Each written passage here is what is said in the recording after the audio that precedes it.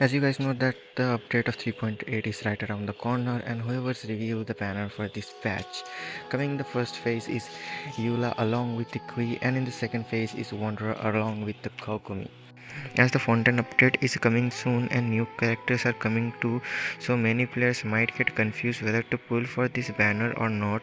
So in this video I will give you my honest opinion whether to pull for these banners or not. So let's get started.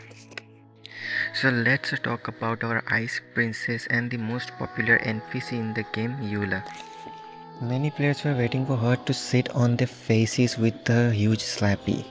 Apart from her huge slappy, she is a cryo claymore user, she is a physical hyper carry, and she is capable of dealing a huge number of damage, as most of her damage comes from her burst. So you will need a battery, and I'm not talking about this battery. As for the weapons, there are some free to play 4-star weapon available for her, like Prototype Archaic and Snow Tom Star Silver. For her support, Mika is the best, as he has been released to buff the physical character, but you will need to have him C6, otherwise he is pretty useless. And the fact that he apply no cryo is also a downside. So let's talk about some downside of her. As she is a physical character, she cannot be used in the current meta, as Hyper Bloom and Bloom are very damage giving reaction, and she will need C6 Mika on her team to give her physical damage buff, and you will also need to be in check for her energy recharge too. Moving on to the terrorist of the Mondstadt and the cutest Elvian lollipop, Klee.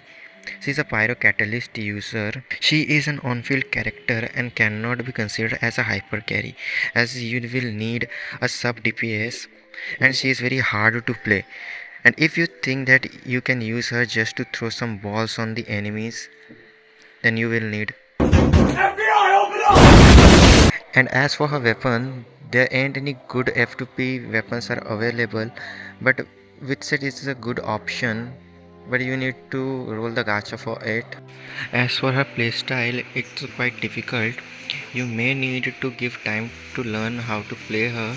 So moving on to the next, we have the abandoned son from a single mother, Wanderer.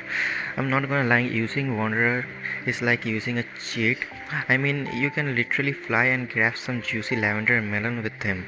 He is an Animo Catalyst user. He is a skill based character. His skills allow him to levitate in air. You will need a shielder for him if you are not good at dodging, as when he is in the air, enemy can interrupt him.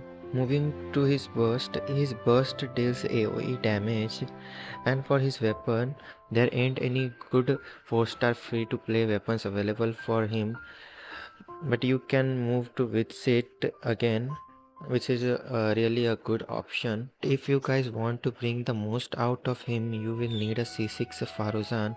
If you don't have a C6, you can still use Wanderer for exploring. Moving to the next character, we have Coco Fish. She's basically a hydro catalyst healer, but she cannot heal your broken heart. But you can use her jiggly wiggly jellyfish to make yourself happy.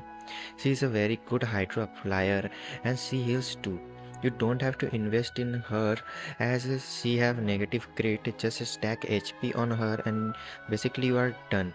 As for her weapon, you can use Prototype Amber, or you can use the Thrilling Tales of the Dragon Slayer, which increase Kokomi's HP as well as give 48% attack buff to the next character you switch.